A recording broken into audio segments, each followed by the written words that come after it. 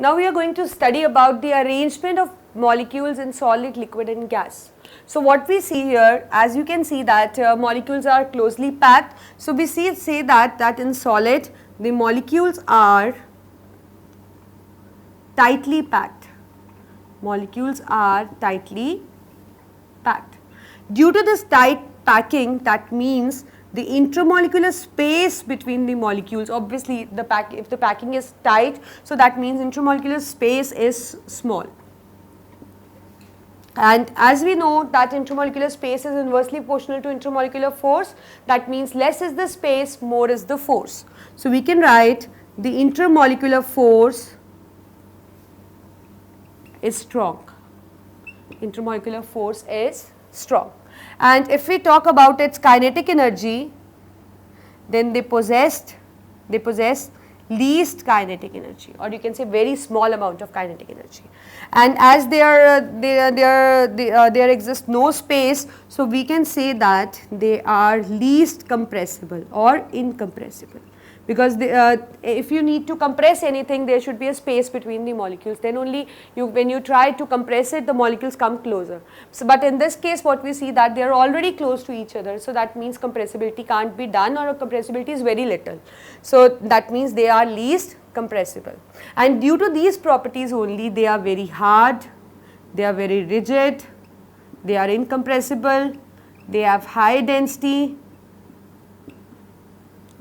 And if we talk about their shape and volume, we say that they have definite shape and they have definite volume. So this is what is the properties of the solid depending upon the arrangement of the molecules in the solid. I think you got it. See, they are closely packed, so that means they are closely packed, tightly packed, so less space, more force, least kinetic energy, incompressible or least compressible because there is no space between them, and they have definite shape and volume. And if we talk about that, how they look like hard, rigid, and they have high density.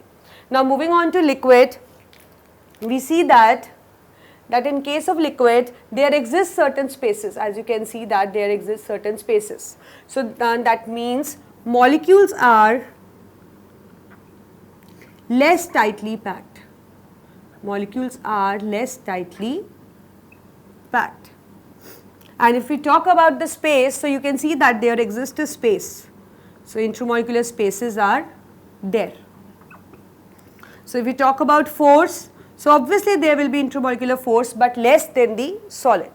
Intermolecular force is less than the force which is present in solid. And we can see that comparatively they possess, like if we compare the kinetic energy with solids, they have high kinetic energy. That means you can write more than solids, because they are far apart, so that means they have space to move around, so they have comparatively more kinetic energy. And because there exists a space also, so we see that they are compressible. They are compressible. And likewise if we talk about their shape and volume, they have definite volume but indefinite shape. They actually take the shape of the container because they possess kinetic energy, there exists a space, so they take the shape of the container in which we put them. So we say that they have definite volume but they have indefinite shape. They just take the shape of the container in which we put it. Likewise coming on to the gas. So if we talk about the gas, so we see that molecules are far apart. There exists so much space between them, so we say that they are far apart, and that means intermolecular space is too high. There exists a lot of intermolecular space between the molecules. Coming on to the intermolecular force is almost nil because they are far apart, as I told you, so that means the force of attraction is almost negligible. So intermolecular force is almost nil. If we talk about the kinetic energy, so obviously they possess maximum kinetic energy. Like out of solid, liquid and gas possess the maximum kinetic energy. And as you can see that there exists a lot of space between them, that is why they are highly compressible. They are highly compressible. And if we talk about their volume and shape, they have neither definite volume, or I will write indefinite shape and indefinite volume. So that means they do not have definite shape, neither definite shape nor definite volume. Coming on to the examples, for example, solid is ice, water is liquid, and steam is gas.